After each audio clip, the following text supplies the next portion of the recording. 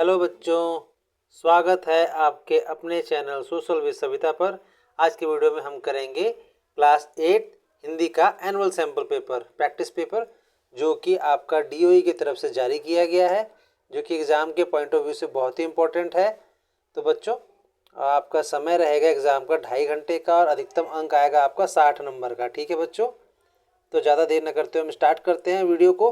बहुत ही आसान भाषा में आपके लिए बनाया गया है ताकि आप आसानी से कर सकेंगे, इसके पैटर्न को समझ पाएंगे ताकि एग्ज़ाम में आपको कोई भी दिक्कत नहीं आएगी। तो चलिए शुरू करते हैं बच्चों। तो बच्चों चलते हैं प्रश्न नंबर 1 पर। प्रश्न नंबर 1 है आपका, निम्नलिखित गद्यांश को ध्यानपूर्वक पढ़कर उस पर आधारित पूछे गए प्रश्नों का उत्तर लिखिए। तो ये अपठित बोध है, देखिए बच्चों, इसको आपको यहाँ से स्टार्ट करना है और ये यहाँ तक आपका ये है। इसमें जो भी आपको इम्पोर्टेंट लग रहा है पहले ध्यान से इसको पूरा पढ़ेंगे। इंपॉर्टेंट लाइन कुछ भी आपको दिख रहा है तो उसको आप अंडरलाइन करेंगे ताकि आपको बार बार जब क्वेश्चन देखेंगे तो आपको बार बार इसको रीड नहीं करना पड़े। ठीक है, जब इसको आप कंप्लीट देख लेते हैं तब चलते हैं हम क्वेश्चन पर। ये है आपका क्वेश्चंस। तो पहला क्वेश्चन है आपका, गद्यांश के केंद्रीय विचार के आधार पर उचित शीर्षक का चयन कीजिए। 4 ऑप्शन दिए गए, सच्ची वीरता, मानवीय त्याग, सांसारिक सुख, महान चरित्र। तो पहला ऑप्शन हो जाएगा आपका सच्ची वीरता। ठीक है, का पहला हो जाएगा फर्स्ट। ठीक है, नेक्स्ट चलते हैं क्वेश्चन नंबर ख में। क्वेश्चन नंबर ख है, उसके विचार सबके विचार हो जाते हैं, उसके संकल्प सबके संकल्प हो जाते हैं। इस कथन से वीरता का कौन सा पहलू उभर कर आता है? तो ये देखिए 4 ऑप्शन दिए गए हैं, इसमें होगा आपका सबसे पहला आंसर होगा, पहला ऑप्शन हो जाएगा सबको एक दिशा में जोड़ने की क्षमता। ठीक है बच्चों, अगर हम सारे ऑप्शन पढ़ेंगे तो शायद ज़्यादा टाइम लग जाएगा। ठीक है बच्चों, तो हम चलते हैं नेक्स्ट क्वेश्चन पे। प्रश्न ग और घ के लिए बच्चों यहाँ पे स्पेस ज़्यादा नहीं है, देख रहे हैं आप, तो इसको हम कर रहे हैं दूसरे पेज पर। ये देखिए प्रश्न नंबर 1 का ग, गद्यांश के अनुसार वीरता का वास्तविक स्रोत क्या है? तो उत्तर है, गद्यांश के अनुसार वीरता का वास्तविक स्रोत भीतर से उपजी प्रेरणा है, यह किसी कारखाने या खेत में नहीं पैदा होती। ठीक है बच्चों, प्रश्न नंबर 1 आप घ में चलते हैं। लेखक ने वीर को देवदार के वृक्ष के समान क्यों बताया, स्पष्ट कीजिए। तो उत्तर है, क्योंकि जैसे देवदार का वृक्ष बिना किसी पानी या खाद्य दिए जंगल में स्वयं उगता है, वैसे ही वीर भी अपनी प्रेरणा और स्वभाव से स्वयं बनते हैं। ठीक है बच्चों, आशा करते हैं आपको इसका आंसर समझ में आ गया होगा। अब चलते हैं प्रश्न नंबर 2 पर। तो बच्चों हम आ चुके हैं प्रश्न नंबर 2 पर। प्रश्न नंबर 2 है, निम्नलिखित काव्यांश को ध्यानपूर्वक पढ़कर उस पर आधारित पूछे गए प्रश्नों के उत्तर लिखिए। तो ये आपके काव्यांश दिए हुए हैं, इसको बड़े ध्यान से आपको पढ़ना है। ठीक है, इसको पढ़ने के बाद समझने के बाद आपको इसका आंसर देना है। चलते हैं हम इसके क्वेश्चन आंसर पर। तो पहला प्रश्न है क में, निम्नलिखित में से किसके बिना शिक्षा व्यर्थ है? तो उत्तर है, नैतिकता के बिना शिक्षा व्यर्थ है। ठीक है, 4 ऑप्शन दिए गए हैं, तो चारों ऑप्शन को ध्यान से देखकर ही आपको आंसर करना है। ख में चलते हैं, काव्यांश के अनुसार विज्ञान और आविष्कार केवल तभी सार्थक माने जाते हैं जब वे समाज की नई तकनीक फैलाएं, वे मानवता उपकार को बढ़ाएं, वे राष्ट्र को विश्व स्तर का प्रसिद्ध करें, या वे धन की और असुविधा को बढ़ाएं। तो इसका हो जाएगा ऑप्शन 2, वे मानवता और उपकार को बढ़ाएं। ठीक है, 2 ऑप्शन इसका हो जाएगा आंसर करेक्ट। अब चलते हैं उत्तर ग में। ठीक है, ग का आंसर, तो उत्तर ग है आपका, काव्यांश में किस बात को न भूलने की सलाह दी गई है? कोई एक सलाह लिखिए। तो उत्तर है, इसका ऊपर में लिख दिया हमने, नीचे स्पेस नहीं था, चरित्र निर्माण को न भूलने की सलाह दी गई है। ठीक है, अब चलते हैं क्वेश्चन नंबर घ में, काव्यांश में कवि भौतिक प्रगति के साथ किन मूल्यों को बनाए रखने की प्रेरणा देता है? तो इसका उत्तर है, जीवन के उत्थान और मानव के प्यार को बनाए रखने की प्रेरणा दी है। ठीक है बच्चों, इस तरह से आपका घ कंप्लीट होता है प्रश्न नंबर 2 का। अब चलते हैं प्रश्न नंबर 3 पर। बच्चों हम चलते हैं प्रश्न नंबर 3 पर। प्रश्न नंबर 3 है आपका, निम्नलिखित व्याकरणिक प्रश्नों के उत्तर लिखिए। तो स्तंभ क के रेखांकित भाग को स्तंभ ख में दिए गए व्याकरणिक परिचय से सुमेलित करके उत्तर लिखिए। तो ये है मैचिंग वाला क्वेश्चन। तो पहला क्वेश्चन है इसमें, बिलवासी ने झाऊ लाल को 250 रुपये दिए, तो ये हो जाएगा सर्वनाम उत्तम पुरुषवाचक। ठीक है, सेकंड है, बस तो फर्स्ट क्लास है जी, ऑप्शन हो जाएगा इसका 1 विशेषण संख्यावाचक।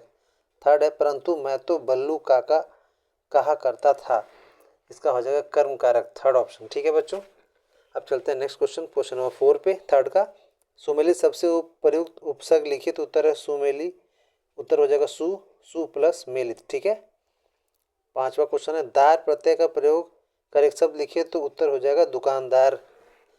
6 है, दो और दो जोड़ना मुहावरे का अर्थ लिखे तो उत्तर हो जाएगा परिस्थितियों को समझना या सही अनुमान लगाना। ठीक है। 7th है मधुकर शब्द के दो पर्यायवाची शब्द लिखिए तो उत्तर हो जाएगा भौरा, भ्रमर, मधु। 3 दे दिए हैं आपको, कोई 2 अच्छे से आता है वो करिएगा। ठीक है। अब नेक्स्ट चलते हैं क्वेश्चन नंबर 8 पर। क्वेश्चन नंबर 8 है आपका शीत शब्द का विलोम शब्द लिखिए तो उत्तर हो जाएगा उष्ण या गर्मी। मतलब शीत मतलब ठंडा, उष्ण मतलब गर्म। ठीक है। 9 है माखन चुराने वाला वाक्यांश के लिए शब्द लिखिए तो उत्तर हो जाएगा माखन चोर। 10th है पानी परात को हाथ छुए नहीं, नैनन के जल सो पग धोए। पंक्ति में प्रयुक्त अलंकार लिखिए तो इसका उत्तर हो जाएगा अतिशयोक्ति अलंकार। ठीक है, हो गया ये आपका कंप्लीट। अब चलते हैं क्वेश्चन नंबर 4 पे। क्वेश्चन नंबर 4 है आपका निम्नलिखित गद्यांश को पढ़िए और पूछे गए प्रश्नों के उत्तर दीजिए। तो ये आपका गद्यांश है, इसको बड़े ध्यान से पढ़ना है। जो भी आपको इम्पोर्टेंट लगता है उसको आप आराम से इसको पहले अंडरलाइन करेंगे ताकि बार बार आपको पढ़ना ना पड़े जब भी आप क्वेश्चन करेंगे। इससे ज़्यादा टाइम वेस्ट होता है और फिर आप कम अटेम्प्ट कर पाएंगे। तो इस तरह से आप अंडरलाइन करके जब भी करेंगे, आप पेन से अगर मना करते हैं कि क्वेश्चन पेपर पे नहीं लिखना है तो आप पेंसिल का यूज़ कर सकते हैं, जिससे आपको मार्क करने से आपको आसानी रहेगी आंसर ढूंढने में। ठीक है। अब चलते हैं इसके क्वेश्चन पे। ये यहाँ तक है इसका। प्रश्न नंबर क पे चलते हैं। निम्नलिखित में से कौन सी बात बस की विशेषता के संदर्भ में इंगित की गई है। 4 ऑप्शन दिए गए हैं आपके, देख लीजिए। इसमें आपका आंसर हो जाएगा 3rd नई, नवेली व तेज। ठीक है, बस के लिए की गई है। ख हो जाएगा लेखक और उसके मित्रों का वास्तविक गंतव्य क्या है तो उत्तर है जबलपुर। ठीक है। 4 ऑप्शन दिए गए, पन्ना, सतना, रीवा, जबलपुर। तो आपका 3rd ऑप्शन हो जाएगा ख का। ठीक है। अब नेक्स्ट क्वेश्चन पे चलते हैं, प्रश्न नंबर ग पे। प्रश्न नंबर ग है लोगों ने शाम वाली बस को सफ़र करने से क्यों मना किया था। तो इसका आंसर हो जाएगा क्योंकि वह बस पुरानी और जर्जर थी। ठीक है। 3rd ऑप्शन इसका हो जाएगा। घ में चलते हैं लोग इसलिए इससे सफ़र नहीं करना चाहते थे कि वृद्धावस्था में इसे कष्ट होगा। इस वाक्य में कौन सा भाव निहित है। तो इसका में हो जाएगा आपका पहला ऑप्शन व्यंग। 4 ऑप्शन दिए गए हैं इसमें, देखिए करुणा, संदेह, घृणा। ऑप्शन 1 होगा इसका आपका। ठीक है बच्चों। अब चलते हैं प्रश्न नंबर 5 पर। प्रश्न नंबर 5 है आपका गद्य पाठों पर आधारित निम्नलिखित प्रश्नों में से किन्हीं 2 के उत्तर लिखिए। तो 3 आपको ऑप्शन दिए गए हैं, 3 क्वेश्चन है आपके। 3 में से जो आपको बेस्ट अच्छे से आता है 2 वो आप करेंगे। ठीक है बच्चों। उसी तरह प्रश्न नंबर 6 है, इसमें भी आपको 3 ऑप्शन दिए गए हैं। प्रश्न नंबर 6 देख लीजिए, ये देखिए आधारित निम्नलिखित प्रश्नों में से किन्हीं 2 का उत्तर 30 से 40 शब्दों में लिखिए। तो ये देखिए आपका, इसमें भी आपको 3 क्वेश्चन दिए गए हैं, 1, 2, 3। इनमें भी जो आपको बेस्ट लगता है सबसे अच्छा आप उसको करेंगे अच्छे से, जो आपको अच्छे से आता है। तब चलते हैं प्रश्न नंबर 6 और प्रश्न नंबर 7 की तरफ, सॉरी प्रश्न नंबर 5 और प्रश्न नंबर 6 की तरफ। इसको हम सॉल्व करते हैं। ठीक है। तो बच्चों प्रश्न नंबर 5 है आपका पहला, बाज और सांप में से कौन सा पात्र आपको अधिक समझदार लगा और क्यों। तो उत्तर है बाज और सांप। बाज अधिक समझदार लगा क्योंकि उसने स्वतंत्रता और आसमान की ऊंचाइयों को चुना, जबकि सांप अंधेरे में ही खुश था। ठीक है। प्रश्न नंबर 2 है मशीनी युग ने कितनों के हाथ काट दिए। पंक्ति का अर्थ स्पष्ट कीजिए। तो उत्तर है मशीनी युग ने हाथ काट दिए। इसका अर्थ है कि मशीनों के आने से हाथ से काम करने वाले कारीगर हल्प शिल्पियों का रोजगार छीन गया और वो बेरोजगार हो गए। ठीक है। अब 3rd क्वेश्चन है इसका, क्या निराश हुआ जाए पाठ के माध्यम से लेखक क्या सीख देना चाहते हैं। तो उत्तर है इसका क्या निराश हुआ जाए लेखक सीख देते हैं कि समाज में ठगी और धोखे के बावजूद मानवता, प्रेम और सहयोग अभी भी जीवित है, इसलिए निराश हमें कभी नहीं होना चाहिए। ठीक है। अब चलते हैं प्रश्न नंबर 6 पर। आशा करते हैं बच्चों आपको आंसर समझ में आ रहा होगा। कोई भी अगर आपको दिक्कत लगता है तो आप कमेंट कर सकते हैं, किसी भी डाउट को पूछ सकते हैं। ठीक है बच्चों। अब चलते हैं प्रश्न नंबर 6 पर। गद्य पाठों पर आधारित निम्नलिखित प्रश्नों में से किन्हीं 2 के उत्तर देने जो आपको 2 आते हैं अच्छे से। हमने तीनों को सॉल्व किया है। तो चलिए पहले प्रश्न पे चलते हैं। पुडुकोट्टई की महिलाओं पर साइकिल के प्रभाव के तहत आपके जीवन में भी किस घटना से आए सकारात्मक बदलाव का अनुभव लिखिए। तो पुडुकोट्टई की महिलाएं साइकिल चलाने से वहां की महिलाओं को आत्मसम्मान और स्वतंत्रता की भावना आई। वे अब अपने कृषि उत्पाद बेचने और पानी लाने ऐसे खुद काम करने लगे, जिससे उनकी पुरुषों पर निर्भरता कम हो गई। ठीक है बच्चों। नेक्स्ट क्वेश्चन है आपका, बिलवासी मिस्र में जिस प्रकार झाऊ लाल के लिए पैसों का प्रबंध किया, आपके विचार में वह सही था या गलत, कारण सहित लिखिए। तो उत्तर है बिलवासी मिश्र और पैसा। बिलवासी जी का तरीका अपनी पत्नी के संदूक से चोरी करना नैतिक रूप से गलत था, लेकिन उनका उद्देश्य मित्र की मदद करना सही था। इससे मित्रता धर्म निभाने के लिए किया गया कार्य कहा जा सकता है। ठीक है बच्चों, अब चलते हैं प्रश्न नंबर 3 पर। तो प्रश्न नंबर 3 है आपका, हाइड्रोजन और ऑक्सीजन को अपना पूर्वक किसने कहा और इसके पक्ष में क्या तर्क दिए गए। तो उत्तर है हाइड्रोजन और ऑक्सीजन पानी की कहानी। वो उसकी बूंद बताती है कि हाइड्रोजन और ऑक्सीजन उसके पूर्वज हैं। अरबों वर्ष पहले दोनों ने रासायनिक क्रिया की जिससे पानी बूंद का जन्म हुआ। ठीक है बच्चों, इस तरह से आपका प्रश्न नंबर 6 कंप्लीट होता है। बच्चों हम चलते हैं प्रश्न नंबर 7 पर। प्रश्न नंबर 7 है, निम्नलिखित पद्यांश को पढ़कर पूछे गए प्रश्नों के उत्तर लिखिए। तो ये आपके पद्यांश है, इसको बड़े ध्यान से पढ़ना है, इसके आशय को समझना है, इसके अनुसार आपको आंसर देना है। तो चलते हैं प्रश्न नंबर क पे। जो एक महादेश के दूसरे महादेश को कहे जाते हैं, काव्यांश के अनुसार यह पंक्ति किस पर लागू होती है। 4 ऑप्शन बच्चों आपको दिए हुए हैं, इसमें आपका ऑप्शन हो जाएगा सेकंड, पक्षी और बादल पर। ठीक है बच्चों, पक्षी और बादल पर। सेकंड है, चिट्ठियां शब्द कविता में किसका प्रतीक है। 4 ऑप्शन दिए गए हैं, धार्मिक उपदेशों का, लोक कथा वर्णन का, प्राकृतिक संदेशों का, कवि की कल्पना का। तो इसका ऑप्शन हो जाएगा थर्ड, प्राकृतिक संदेशों का। ठीक है बच्चों, थर्ड ऑप्शन हो जाएगा ख का। अब चलते हैं प्रश्न ग पर। प्रश्न ग है आपका, मगर उसकी लड़ाई चिट्ठियां पेड़ पानी और पहाड़ बाँचते हैं में बाँचते का क्या अर्थ है। तो इसका उत्तर हो जाएगा ऑप्शन 1, वे अपने आचरण और समानता के भाव को जीते हैं। ठीक है बच्चों, इस तरह से आपका ग का फर्स्ट हो गया। घ में चलते हैं, पद्यांश में निहित मूल शिक्षा है, प्रेम संदेश, प्रकृति आदर, मानवीय एकता, वैश्विक बंधुत्व। तो इसका आंसर हो जाएगा 4, वैश्विक बंधुत्व। ठीक है बच्चों, अब चलते हैं बच्चों प्रश्न नंबर 8 पर। प्रश्न नंबर 8 है, पद्य पाठों पर आधारित निम्नलिखित में से किन्हीं 2 प्रश्नों को उत्तर दीजिए। तो इसमें भी देखिए आपको 3 क्वेश्चंस दिए हुए, पहला, दूसरा और तीसरा। ठीक है, हम तीनों प्रश्नों को करेंगे। आपको इनमें से जो सबसे बेस्ट होता है, 2 लगता है आपको अच्छे से आता है, आप उसको करेंगे। इसी तरह से प्रश्न नंबर 9 है, पद्य पाठों पर आधारित निम्नलिखित प्रश्नों में से किन्हीं 2 प्रश्नों का उत्तर 30 से 40 शब्दों में देना है आपको। इसमें भी आपको 3 क्वेश्चन दिए गए, 1, 2, 3। इसमें भी जो आपको सबसे अच्छा से आता है, अच्छे से जो आता है आप उसको करेंगे प्रश्न किन्हीं 2 को। अब चलते हैं इसके हम आंसर पर। प्रश्न नंबर 8 है बच्चों आपका, पहला, कवि ने दीवानों की हस्ती कविता में दीवाने शब्द का प्रयोग किस प्रकार के व्यक्तियों के लिए किया है। तो उत्तर है दीवानों की हस्ती। कवि ने दीवाने उन वीरों और देश प्रेमियों का है जो अपनी जान की परवाह किए बिना देश और समाज पर प्यार लुटाते हैं और बेफिक्र जीते हैं। ठीक है बच्चों, अब चलते हैं नेक्स्ट क्वेश्चन 2 पे। कबीर ने अपने दोहे में तलवार और म्यान का प्रयोग किस प्रतीक के रूप में किया। तो उत्तर है कबीर ने तलवार और सत्य को ज्ञान का प्रतीक तथा म्यान को स्वयं और धैर्य का प्रतीक माना है। उसका आशय है कि सत्य भी तभी प्रभावित होता है जब वह स्वयं के साथ प्रस्तुत किया जाए। ठीक है बच्चों, अब चलते हैं क्वेश्चन नंबर 3 में। कृष्ण अपनी माँ से अपनी चोटी के संदर्भ में क्या क्या प्रश्न करते हैं। तो उत्तर है कृष्ण पूछते हैं, माँ मेरी चोटी कब बढ़ेगी, मैं इतना दूध पीता हूँ फिर भी यह छोटी क्यों है, तुमने कहा था बलराम भैया जैसी लंबी मोटी हो जाएगी। ठीक है, इस तरह से प्रश्न नंबर 8 आपका कंप्लीट होता है। अब हम चलते हैं प्रश्न नंबर 9 पर। प्रश्न नंबर 9 में 3 क्वेश्चन थे, आपको 2 क्वेश्चंस करने हैं इनमें से। तो पहला आपका है, मनुष्य के आचरण में कौन कौन से दोष है जो दूसरों को उसका विरोधी बना देती है। तो पंडित कबीर के दोहे के संदर्भ में स्पष्ट कीजिए। तो उत्तर है मनुष्य और आचरण। घमंड, अहंकार और कड़वी वाणी मनुष्य के सबसे बड़े दोष है। कबीर के अनुसार यदि व्यक्ति अपना अहंकार त्याग दे और मीठा बोले तो कोई उसका दुश्मन नहीं बनेगा। ठीक है बच्चों, कितनी अच्छी बात कही है।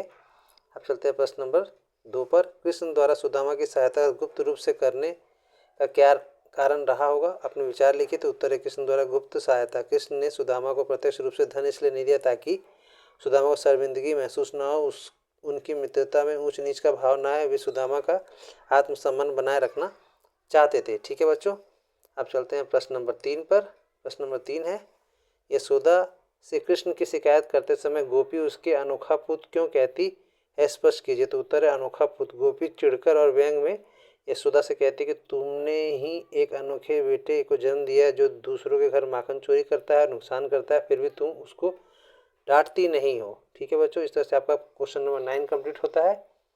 अब चलते हैं नेक्स्ट क्वेश्चन पे। तो बच्चों नेक्स्ट क्वेश्चन है आपका प्रश्न नंबर 10। प्रश्न नंबर 10, निम्नलिखित में से किसी एक विषय पर लगभग 80-100 शब्दों में पत्र लिखिए। तो पहला है, आप सौम्य सौम्या हैं, मोहल्ले में सड़क के दोनों स्ट्रीट लाइटें कई दिनों से खराब हैं, जिससे शाम के समय अंधेरा रहता है और दुर्घटनाओं का खतरा बढ़ गया है। नगर निगम के अधिकारी को स्ट्रीट लाइटें ठीक करवाने हेतु पत्र लिखिए। और दूसरा है आपका, आप आदित्य हैं, आपके मित्र सखी को विद्यालय की वाद विवाद प्रतियोगिता में प्रथम स्थान प्राप्त हुआ है, उन्हें बधाई देते हुए मेहनत जारी रखने की प्रेरणा देते हुए पत्र लिखिए। ठीक है, इसमें से कोई एक आपको जो सबसे अच्छा आता है आप उसको करेंगे बच्चों। ठीक है, और क्वेश्चन 11 है, निम्नलिखित में से किसी एक विषय पर 80 से 100 शब्दों में अनुच्छेद लिखिए। इसमें भी आपको 3 क्वेश्चन दिए हुए हैं। सच्ची मित्रता, मेरी मददगार या रेल यात्रा, त्योहारों का देश भारत। इसमें से भी जो आपको सबसे बेस्ट अच्छे से आता है उसको आप लिखेंगे। ठीक है, अब चलते हैं बच्चों इसके आंसर पर। बच्चों प्रश्न नंबर 10 पर चलते हैं हम। प्रश्न नंबर 10 है आपका, औपचारिक पत्र, विषय मोहल्ले में खराब स्ट्रीट लाइटें ठीक करवाने हेतु। तो प्रश्न आप देख लिया होगा ये, तो हम चलते हैं इसके उत्तर पर। तो ये प्रश्न है आपका बच्चों, हम उत्तर पर चलते हैं। इसके उत्तर है, सेवा में नगर निगम अधिकारी दिल्ली, जो भी आपका राज्य होगा वहाँ लिखेंगे, विषय खराब स्ट्रीट लाइट ठीक करवाने हेतु। अब हम यहाँ पे चलते हैं। महोदय, निवेदन है कि हमारे मोहल्ले में पिछले कई दिनों से स्ट्रीट लाइटें खराब है, रात में अंधेरा होने के कारण यहाँ दुर्घटना और चोरी का खतरा बढ़ गया है, अतः आपसे अनुरोध है कृपया इन्हें जल्द से जल्द ठीक करवाएं। धन्यवाद, भवदीय सौम्य और सौम्या। जो भी आप होंगे लड़के लड़की उसको चूज करेंगे और डेट जो उस दिन का आपको होगा पेपर उस दिन का आप लिख सकते हैं। ठीक है, अब अथवा में चलते हैं हम नेक्स्ट वाले पत्र पे अपने मित्र के लिए, विकल्प 2 वाला ऑप्शन। ठीक है, मित्र को वाद विवाद प्रतियोगिता में प्रथम आने पर बधाई देने के उसमें। ठीक है, तो उत्तर आपको चलते हैं। प्रिय मित्र या सखी, नमस्ते, मुझे आज ये पता चला कि तुमने वाद विवाद प्रतियोगिता में प्रथम स्थान प्राप्त किया। यह तुम्हारी कड़ी मेहनत का ही फल है। मुझे तुम पर बहुत गर्व है। मेरी तरफ से तुम्हें इस सफलता के लिए बहुत बहुत बधाई। अंकल आंटी को प्रणाम, तुम्हारा मित्र आदित्य अदिति। ठीक है, यहाँ भी नीचे डेट रह गया, आप डेट भी मेंशन कर सकते हैं। ठीक है बच्चों, इस तरह से आपका प्रश्न नंबर 10 कंप्लीट होता है। अब चलते हैं प्रश्न नंबर 11 में। किसी एक पर आपको करना था, हमने इसमें तीनों को सॉल्व किया आपके लिए। आप अपने हिसाब से जो भी आपको उस टाइम पर क्वेश्चन आएंगे, आप 3 में से कोई एक को चूज कर सकते हैं। तो हम चलते हैं पहला क्वेश्चन पर, प्रश्न नंबर का, सच्ची मित्रता का महत्व। तो उत्तर है, मनुष्य एक सामाजिक प्राणी है और जीवन के सफर में उसे एक सच्चे साथी की आवश्यकता होती है। सच्ची मित्रता ईश्वर का दिया हुआ एक अनमोल वरदान है। एक सच्चा मित्र वही है जो सुख और दुख दोनों में हमारे साथ खड़ा हो। रहीम दास जी ने भी कहा है कि विपत्ति की कसौटी पर जो खरा उतरे वही सच्चा मित्र है। जहाँ दोस्त हमें गलत रास्ते पर जाने से रोकता है वही सही मार्ग दिखाता है। कृष्ण और सुदामा की मित्रता इसका सर्वोच्च उदाहरण है। हमें मित्रों का चुनाव बहुत सोच समझकर करना चाहिए, क्योंकि अच्छी संगति जीवन संवार देती है, जबकि बुरी संगति विनाश का कारण बनती है। तो आपको ज़्यादा से ज़्यादा शब्दों का प्रयोग करना बच्चों, जैसे हमने यहाँ पे लिखा है 80 से 100 शब्द कम से कम होने ही चाहिए, तभी आपको उसके मार्क्स मिलेंगे। अब चलते हैं नेक्स्ट क्वेश्चन पे, मेरी यादगार रेल यात्रा। तो उत्तर पे चलते हैं। रेलगाड़ी का सफ़र हमेशा रोमांचक होता है। मेरी पिछली गर्मियों की छुट्टियों में की यात्रा मुझे हमेशा याद रहेगी। हम सभी परिवार के साथ सदस्य शिमला घूमने जा रहे थे। हमें कालका मेल से यात्रा शुरू की। जैसे ही ट्रेन की रफ्तार पकड़ी, खिड़की के पीछे छूटते पेड़ पौधे और खेत देखना बहुत अच्छा लग रहा था। रास्ते में चाय वाले की आवाज़, स्टेशन की चहल पहल अलग ही आनंद था। कालका से सिमर तक की टॉय ट्रेन का सफ़र तो और भी सुहाना था। ट्रेन जब पहाड़ व सुरंगों के बीच से गुजरती तो हम खुशी से चिल्ला उठते थे। वह सफ़र हंसी मजाक और प्राकृतिक सुंदरता से भरा था, जिससे मैं कभी नहीं भूल सकता। ठीक है, अब नेक्स्ट चलते हैं हम प्रश्न नंबर ग पे, त्योहारों का देश भारत। उत्तर है, भारत के त्योहारों का देश कहा जाता है। यहाँ विभिन्न धर्मों और संस्कृतियों के लोग मिलजुल कर रहते हैं, इसलिए यहाँ साल भर कोई न कोई त्यौहार मनाया जाता है। दीपावली, होली, ईद, क्रिसमस, रक्षाबंधन और गुरु पर्व यहाँ के प्रमुख त्यौहार हैं, धार्मिक त्यौहार हैं। इसके अलावा हम 15 अगस्त, 26 जनवरी जैसे राष्ट्रीय त्यौहार भी पूरे जोश के साथ मनाते हैं। ये त्यौहार हमारे जीवन में नई उमंग, खुशियाँ और रंग भर देते हैं। ये हमें एकता, भाईचारे और प्रेम का संदेश देते हैं। त्यौहार हमारी भारतीय संस्कृति की पहचान है, जो हमारी जड़ों से जुड़े रखते हैं। त्योहारों के कारण ही भारत की छटा पूरे विश्व में निराली है। तो देखा बच्चों, कितना आसान था ये आपका सैम्पल पेपर का सॉल्यूशन। आशा करते हैं आपको बहुत अच्छे से समझ में आया होगा। अगर आपको वीडियो समझ में आया है तो लाइक करें, शेयर करें, हाइप करें और कमेंट करें। और दूसरे वीडियो जो अभी आपके और सब्जेक्ट के हैं उसको देखने के लिए हमारी प्लेलिस्ट है, आप इसको भी जाकर देख सकते हैं। और नए अपडेट जो वीडियो के आएंगे वो आप टेलीग्राम पे जा सकते हैं। अगर आपको इस सॉल्यूशन का PDF चाहिए तो आप इसके लिए ज़्यादा से ज़्यादा कमेंट करें, अपने दोस्तों में शेयर करें, ताकि हम आपके लिए PDF अरेंज करा सकें। इसी चैनल पर, टेलीग्राम चैनल पर हम इसको शेयर करेंगे। तो आशा करते हैं आपको आज का वीडियो बहुत पसंद आया होगा। मिलते हैं नेक्स्ट वीडियो में एक नए टॉपिक के साथ। तब तक के लिए धन्यवाद, नमस्कार, जय हिंद।